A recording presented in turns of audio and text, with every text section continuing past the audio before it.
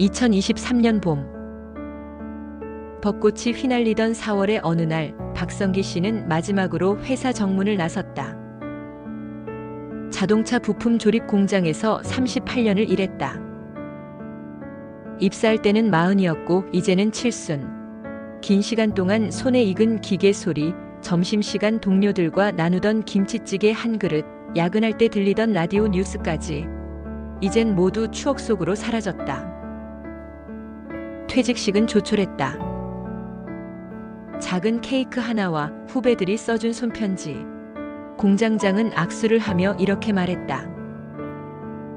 박 선배님, 이제 편하게 쉬세요. 고생 많으셨습니다.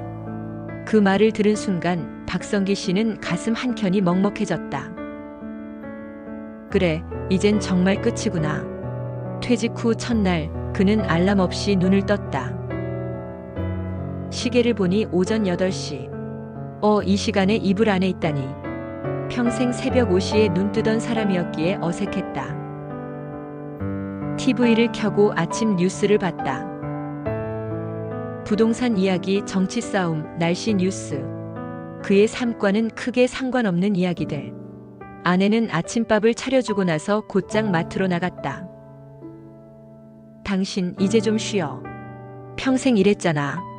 아내의 말은 분명 따뜻했지만 마음 어딘가엔 허전함이 남았다.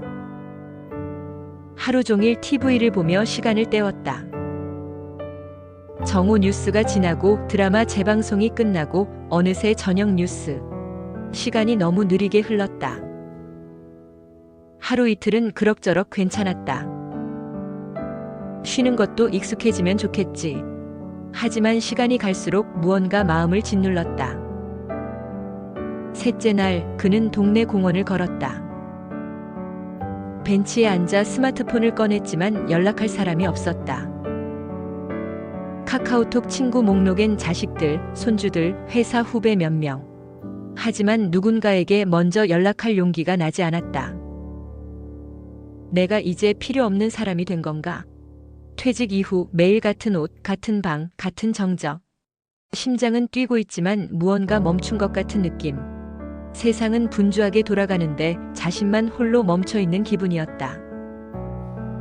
박성기 씨에겐 2자녀가 있다. 아들은 서울에서 직장 생활 중이고 딸은 결혼 후 부산에 살고 있다. 퇴직 소식을 알렸을 때는 전화로 축하해요, 아버지. 이제 편하게 지내세요. 라고 했지만 그 후로는 자주 연락이 오지 않았다. 어쩌다 영상통화를 걸면 손주는 금세 핸드폰을 뺏기고 할아버지, 나 게임해야 돼요. 라며 꺼버리기 일쑤였다. 아내도 바빴다. 마트 봉사, 요가 모임, 성당 교우들과의 소모임. 내가 집에 있으니 오히려 당신이 더 바빠 보이네. 이따금 주방 쪽에서 아내의 웃음소리가 들릴 때면 그는 조용히 방문을 닫고 TV 소리를 높였다. 자신의 자리, 자신의 의미가 점점 작아지는 느낌이었다. 퇴직 후 제일 힘든 건 친구들이 없다는 사실이었다. 회사에선 선배님이라며 따르던 후배들, 점심시간마다 같이 밥 먹던 동료들은 그의 번호를 찾지 않았다. 그가 연락을 해도 아, 선배님, 다음에 꼭 뵐게요. 요즘 일이 많아서요. 저희 부장님이 바뀌었는데 정신없어요. 친했던 박영수, 김만수, 최기석은 각자 요양원에 있거나 아예 연락이 두절되었다. 특히 김만수는 작년에 갑작스럽게 세상을 떠났고 장례식장에서 마지막 인사를 한 뒤 더는 갈 곳이 없었다. 그는 점점 사람을 피하게 되었다. 마트에서도 공원에서도 버스 정류장에서도 누구의 시선도 자신에게 머물지 않는 듯한 느낌. 어느 날 장롱 깊숙이 넣어둔 결혼 앨범을 꺼내봤다. 젊은 시절 수줍게 웃는 아내. 막 태어난 딸아이를 품에 안고 찍은 사진. 동네 이삿날 마루에 앉아 박스를 정리하던 아들. 한 장 한 장 넘길수록 눈가가 젖어갔다. 그때는 정말 바쁘게 살았는데 지금은 왜 이렇게 텅 빈 것 같지? 그는 자신에게 물었다. 나는 지금 누구와 살아가고 있는 걸까? 아내는 있지만 각자의 하루로 바쁘고, 자식은 있지만 멀고, 친구는 있었지만 사라지고, 세상 속에서 그는 투명인간처럼 느껴졌다. 버려진 게 아니라 천천히 잊혀지는 중이었다. 퇴직 후 50일째 되는 날, 그날은 유난히 쓸쓸한 날이었다. 아내는 친목회 모임으로 외출했고, 점심은 대충 라면 하나 끓여 먹었다. TV를 켰지만 무슨 내용인지 귀에 들어오지 않았다. 갑자기 눈물이 났다. 이유도 없이 소리 없이 줄줄 흐르는 눈물. 이렇게 살아도 되는 건가? 나는 이제 무얼 할 수 있을까? 아니, 아직 내가 뭘 할 수는 있는 걸까? 그 순간 바람에 흔들리는 창밖의 종이 하나가 눈에 들어왔다. 동네 게시판. 마치 운명처럼 종이 한 장이 그의 눈을 사로잡았다. 실버버스 기사 특별 모집. 정년 퇴직자 환영. 운전면허 1종 보통 소지자. 근무시간 오전 7시, 오후 2시. 월금 근무 주말 휴무. 근무지 XX구 마을버스 운수회사. 그는 눈을 비볐다. 나 이거 해볼 수 있을까? 박성기 씨는 깊은 한숨을 내쉬었다. 오랜만에 느껴보는 두근거림. 하지만 그 두근거림은 설렘이 아니라 두려움에 가까웠다. 이 나이에 면접이라니. 내가 버스 운전대 잡아본 게 몇 년 전이더라. 기억도 가물가물한데. 그러나 동시에 아주 미세한 희망이 피어올랐다. 내가 누군가를 태우고 다시 움직이는 사람이 될 수 있다면 조금은 살아있는 기분을 느낄 수 있지 않을까? 그날 밤 그는 오래된 면허증을 꺼내 닦았다. 그리고 다음 날 떨리는 손으로 이력서를 쓰기 시작했다. 이력서를 들고 나오던 날 아침, 박성기 씨는 거울 앞에 오래 서 있었다. 와이셔츠 단추를 마지막까지 채우고 가벼운 재킷을 입었다. 20년 넘게 입지 않았던 구두를 신으려다 구두방에서 새로 깔창을 사넣었다. 괜히 창피당하는 건 아닐까? 내가 다시 운전대 잡을 수 있을까? 문을 나서며 아내에게 말하듯 혼잣말을 중얼거렸다. 아내는 테이블에 앉아 신문을 넘기다가 고개도 들지 않고 말했다. 그래도 당신답게 살아봐. 괜찮아. 면접도 경험이야. 무심한 듯 따뜻한 한마디였다. 그 말에 그는 마치 누군가에게 허락받은 기분이 들었다. 그가 도착한 곳은 자그마한 버스 회사였다. 큰 시내버스가 아닌 15인승 내외의 마을버스를 운영하는 곳이었다. 주차장에는 파란색의 깨끗한 마을버스 5대가 줄지어 서 있었다. 사무실 안은 조용했고 한쪽에 작은 탁자가 면접 장소였다. 면접관은 40대 후반쯤 되어 보이는 운영팀장 1명과 나이 지긋한 정비사 1명. 그는 종이 서류를 조심스레 내밀며 인사를 했다. 박성기라고 합니다. 지원서입니다. 운영팀장은 서류를 받아보더니 그의 이력서에 적힌 1985년에서 2023년 자동차 부품 공장 근무라는 줄을 유심히 읽었다. 와, 거의 40년을 같은 곳에서 일하셨네요. 예, 어떻게 하다 보니 그렇게 됐네요. 면허는 일종 보통 그대로 유효하시고 무사고시네요. 그럼 혹시 버스 운전은 해보신 적 있으신가요? 그는 솔직히 대답했다. 직접적인 경력은 없지만 부품 공장 시절에 회사 봉고차를 운행한 경험이 조금 있습니다. 운전에 대해서는 책임감을 가지고 하고 싶습니다. 면접관은 조용히 고개를 끄덕이더니 말했다. 이번 실버 모집은 그런 분들 위해서 만든 겁니다. 어르신들 태우는 마을버스는 오히려 연세 드신 기사님이 더 좋아요. 말벗도 되고 낯설지 않아서요. 박성기 씨는 그 말에 처음으로 입꼬리를 올렸다. 그럼 제가 기회가 있는 걸까요? 네. 일단 시운전 한번 해보시고요.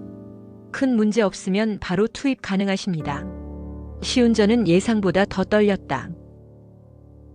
오랜만에 손에 쥔 버스 핸들은 묵직했고 사이드 미러의 사각이 불편했다.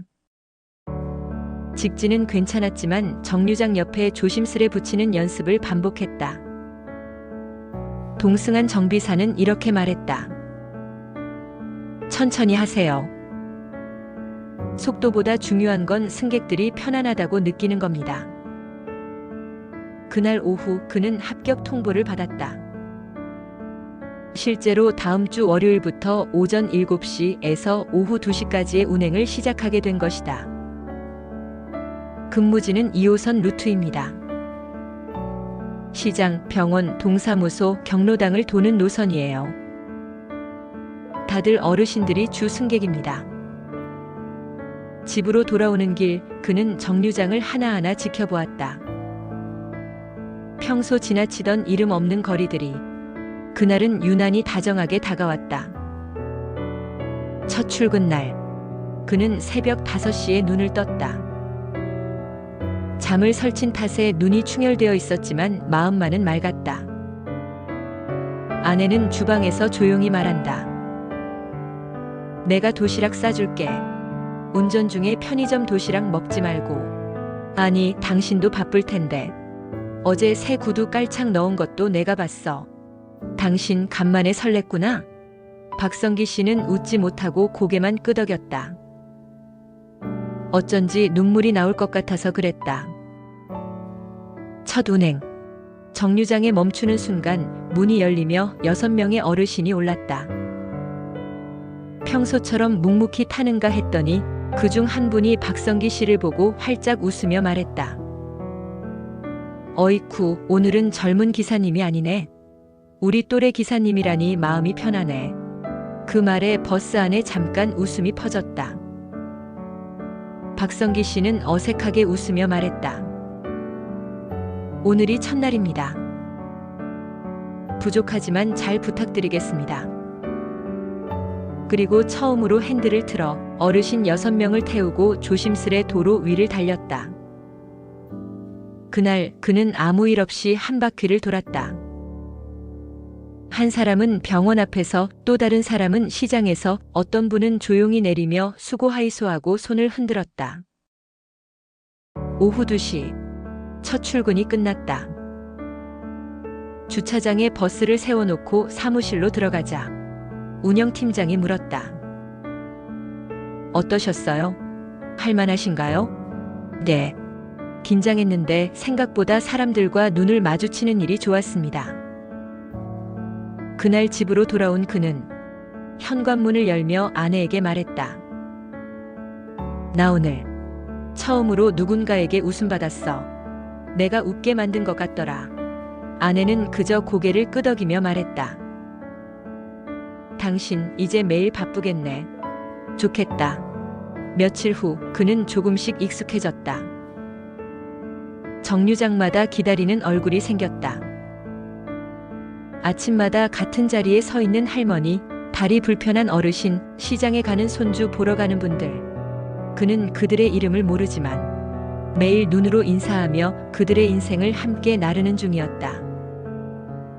잘 다녀오세요. 오늘은 얼굴이 밝으시네요. 약 잘 챙겨 드세요. 그 말 한마디가 그 자신을 다시 살아있는 사람으로 만들어 주었다. 아침 6시 45분. 박성기 씨는 버스 시동을 걸기 전 운전석에 앉아 항상 고개를 숙였다. 오늘도 무사히 안전하게 모두를 지켜주게 해주세요. 그의 첫 운전은 여전히 조심스러웠지만 하루하루가 다르게 손에 익었다. 버스 문을 여는 타이밍, 승차할 때 어르신의 손을 살짝 잡는 습관, 정류장을 지날 때마다 뒷좌석을 돌아보는 눈길까지. 그는 이제 누가 어느 정류장에서 오르고 내리는지 자연스럽게 알게 됐다. 매주 월요일, 수요일, 금요일 오전 8시 10분 정류장. 거기엔 늘 같은 할머니가 서 있었다. 보라색 비닐 장갑을 끼고 작은 장바구니 하나를 든 채 박성기 씨는 어느새 말없이 그 할머니를 기다리게 되었다. 할머니가 보이면 조심히 정차하고 문을 연다. 그리고 늘 같은 말.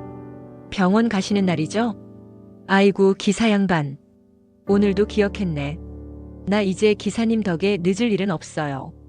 처음엔 그저 반복되는 인사였지만 어느 날 할머니가 말했다.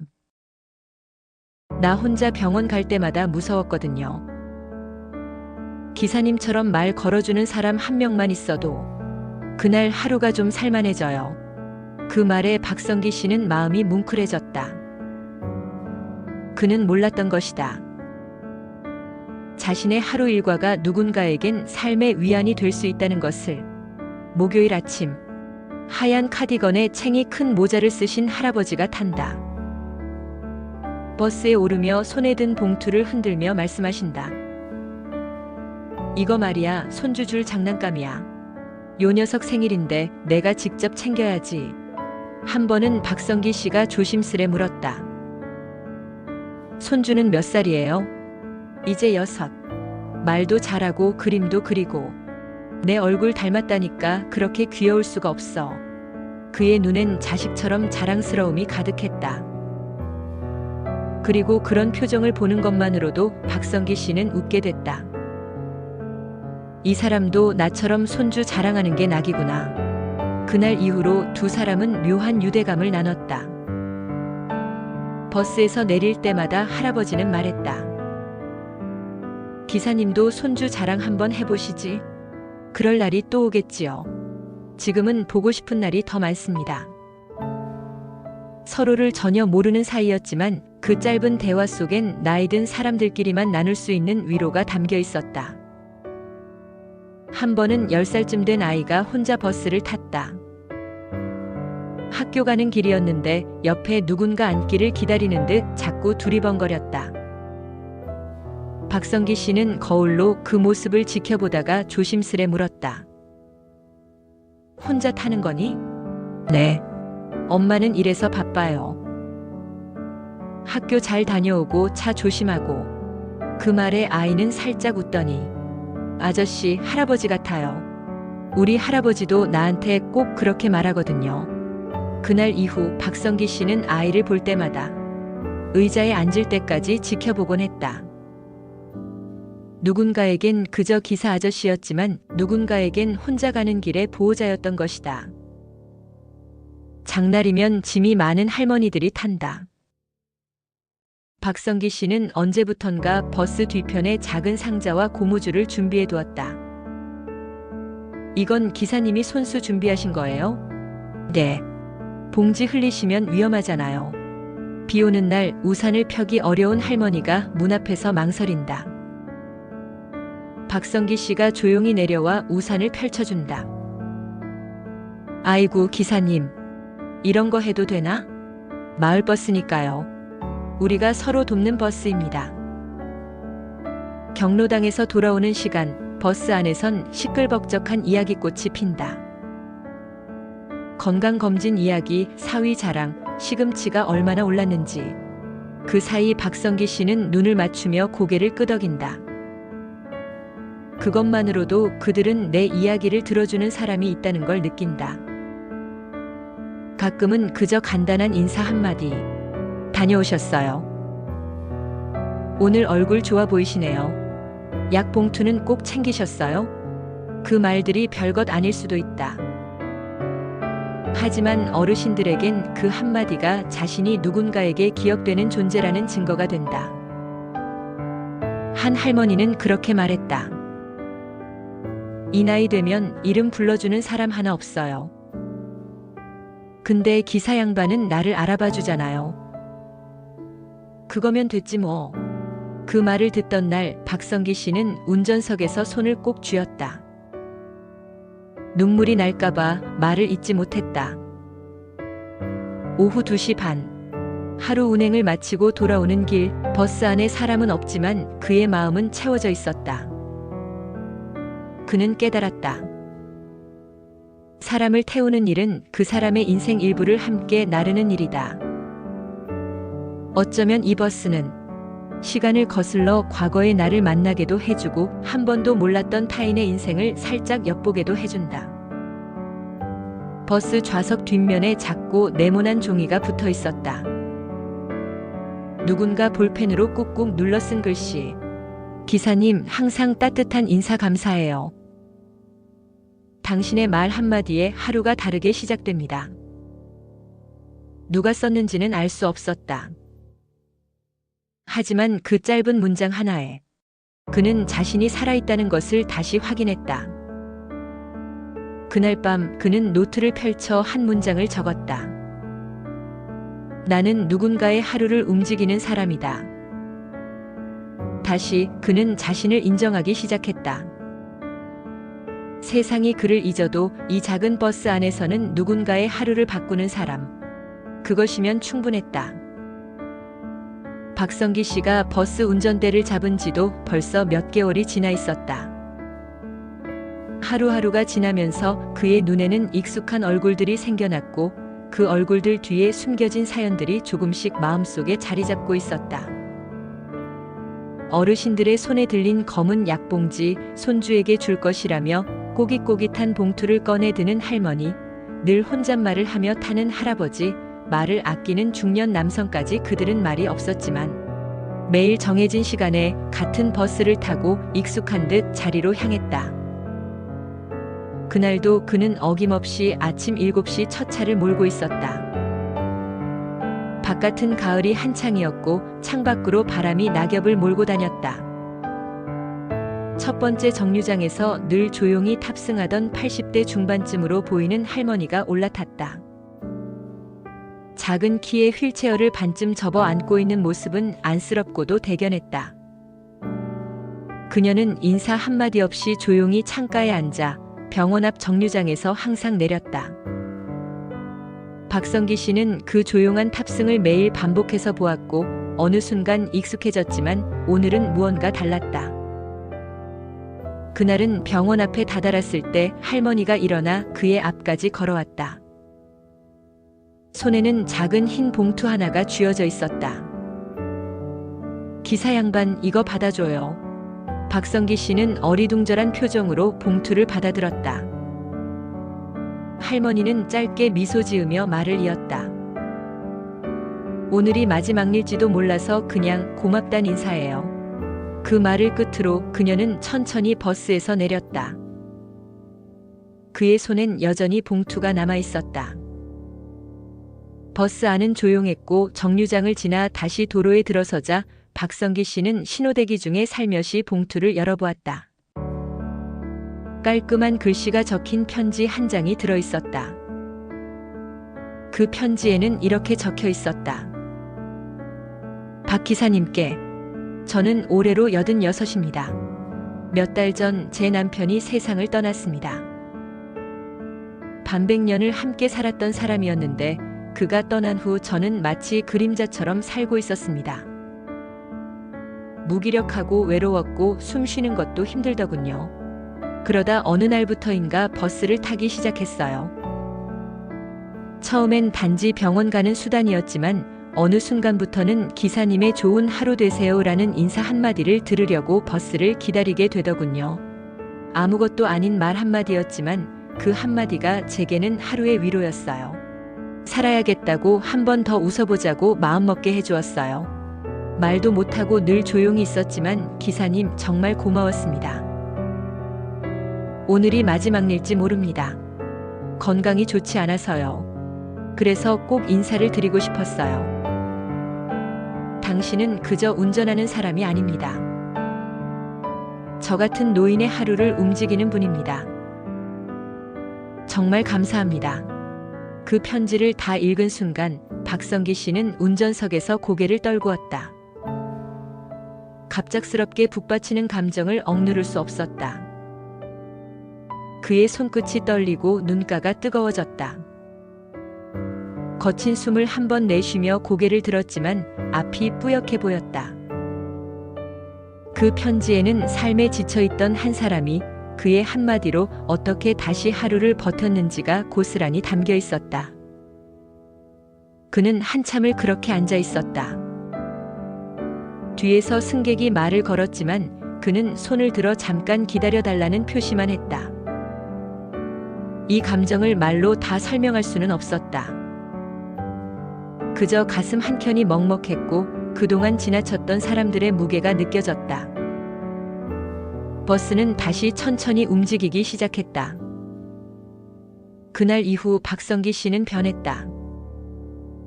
그는 버스 앞 유리 옆에 작은 메모지를 놓기 시작했다. 오늘도 안녕하셨나요? 누군가에게 미소를 전해보세요. 같은 문구들이 적힌 쪽지였다.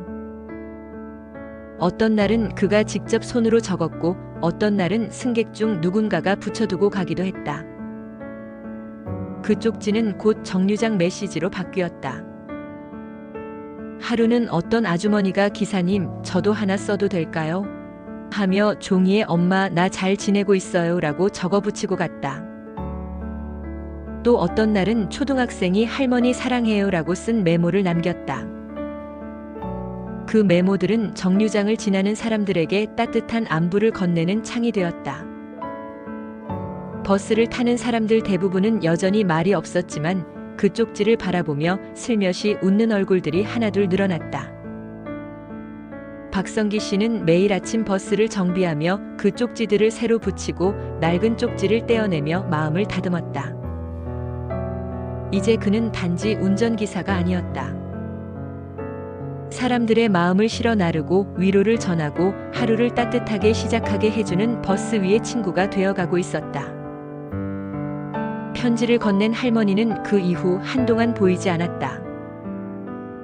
병원 정류장에서도 첫 번째 정류장에서도 그녀는 타지 않았다. 박성기 씨는 매일 그 자리를 쳐다보며 마음속으로 되뇌었다. 어디선가 잘 지내고 계시길. 그러던 어느 날 한 중년 여성이 버스에 올라탔다. 조심스럽게 그의 옆으로 다가오더니 고개를 숙여 인사했다.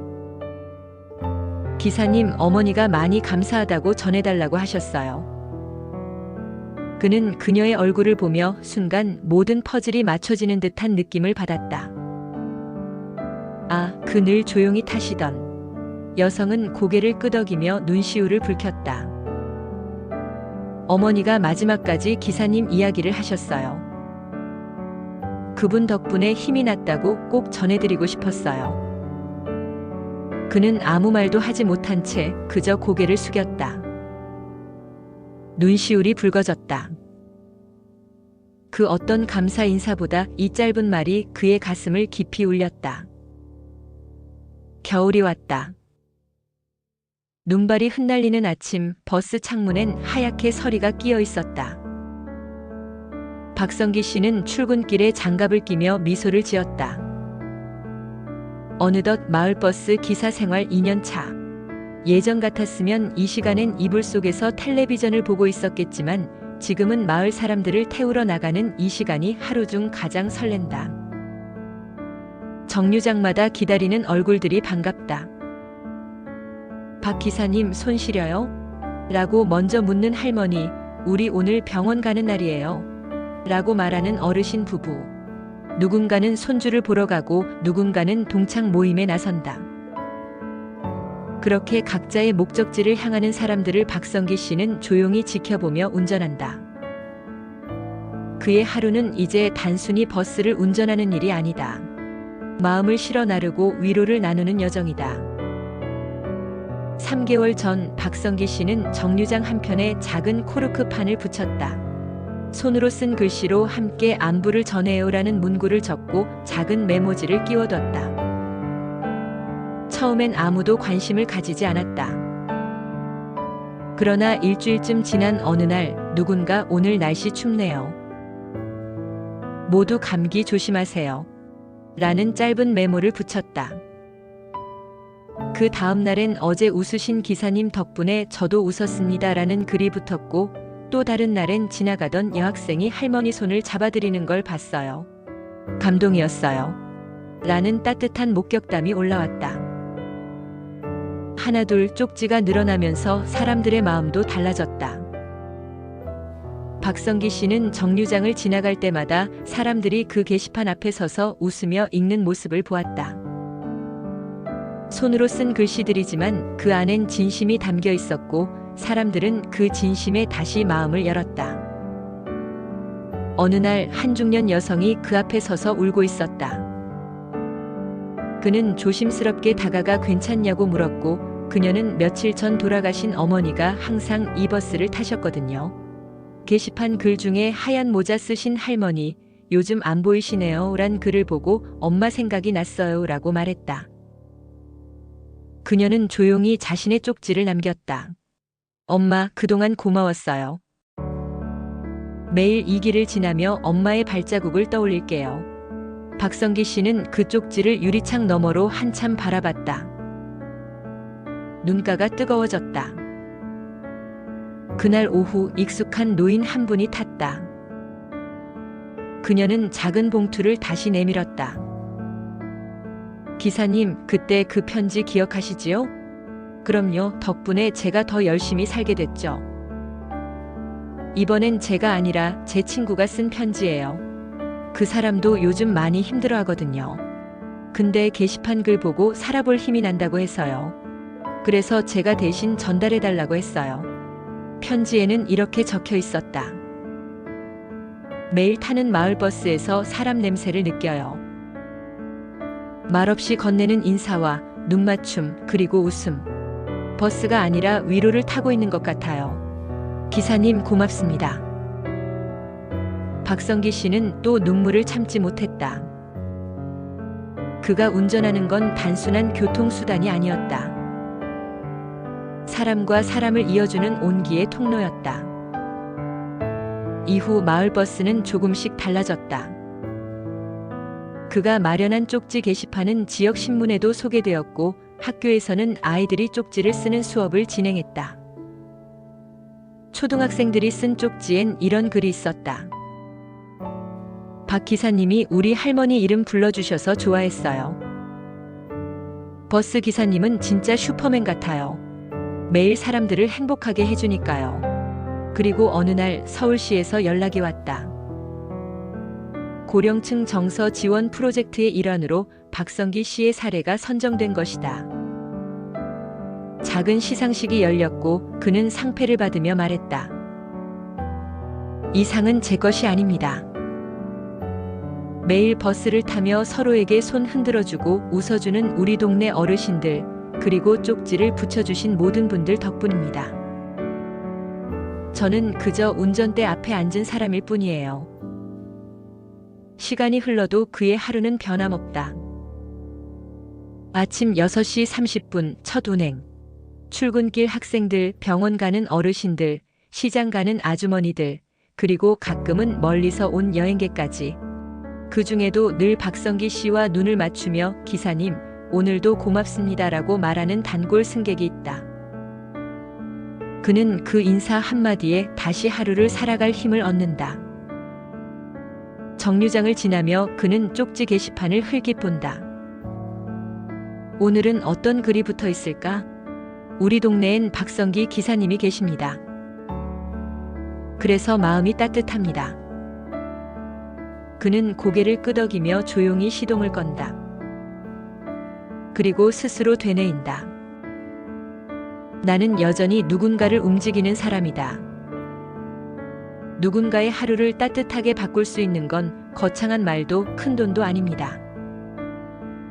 그저 버스에서 마주치는 짧은 눈빛, 안녕하세요 한마디, 혹은 아무 조건 없이 건네는 따뜻한 미소 하나면 충분하죠.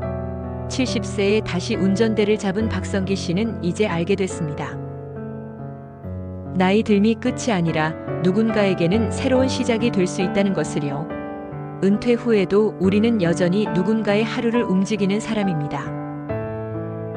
비록 몸은 예전 같지 않아도 마음만은 여전히 누군가의 희망이 될 수 있음을. 오늘도 당신의 존재가 누군가에겐 큰 위로입니다. 그러니 잊지 마세요. 당신이 지나온 시간은 결코 헛되지 않았고 지금의 당신도 여전히 귀한 사람입니다. 그리고 어쩌면 당신이 다음 정류장에서 만날 누군가에게 그저 인사 한마디가 인생을 바꾸는 순간이 될지도 모릅니다.